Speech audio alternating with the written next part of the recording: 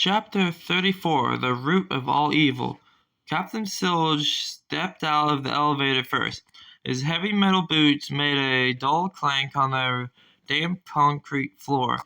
He raised his titanium hook using the built-in tracking sensors in his digital eye patch to scan the pitch-black cavern.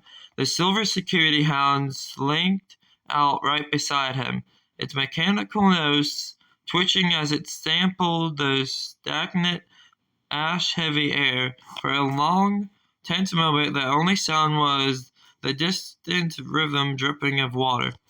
Silge lowered his hook and turned his massive head back toward the elevator. The perimeter is clear for now. His deep Volca synthesizer rumbled, echoing softly in the vast space. It is safe to advance, mates, but keep your wits about you. Thomas and Vanessa stepped out into the chill of the submarine world, their heavy flashlight cutting through the thick layers of fog and floating dust.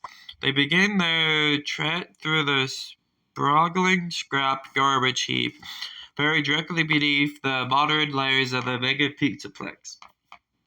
As they walked deeper into the gloom, the beams of their flashlights caught strange, twisted shapes producing from the piles of discarded metal and trash. Vanessa gasped softly, stripping her light to focus on a cluster of deactivated figures. They looked like standard staff bots, but they had been heavily modified. The plastic faces were painted with jagged, terrifying grins, and their sleek white bodies were replaced with rusted, claw-like appendages. They looked like old nightmares brought to life, frozen in time amidst the rubble.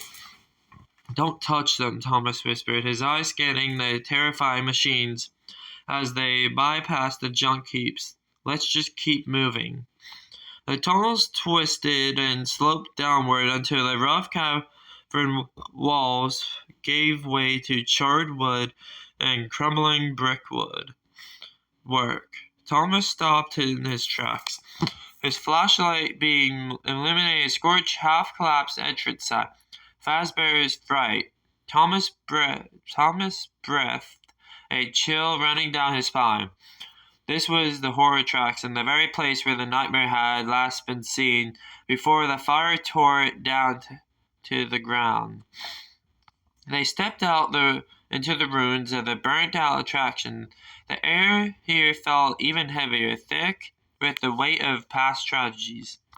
In the center of what used to be a main hallway, sitting strangely intact upon a dusty, soot-stained table, was an old computer monitor, a keyboard, and a mouse. The monitor hummed with static, casting a pale blue glow over the decaying room. "A computer down here. How is it even getting power?" Vanessa asked, stepping forward cautiously. Thomas approached the desk and tapped the mouse. The static cleared, revealing a primitive camera security system. The screen displayed a grin of a few camera feeds showing dark, undamped rooms deeper within the subterranean layout areas, completely hidden from the physical path they had just walked.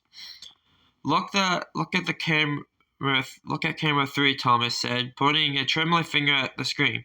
In the corner of a pitch-black room on the monitor stood a sleek modern assist that looked entirely out of place, a Glamrock animatronic charging pod. It wasn't glowing with its usual comforting neon lights.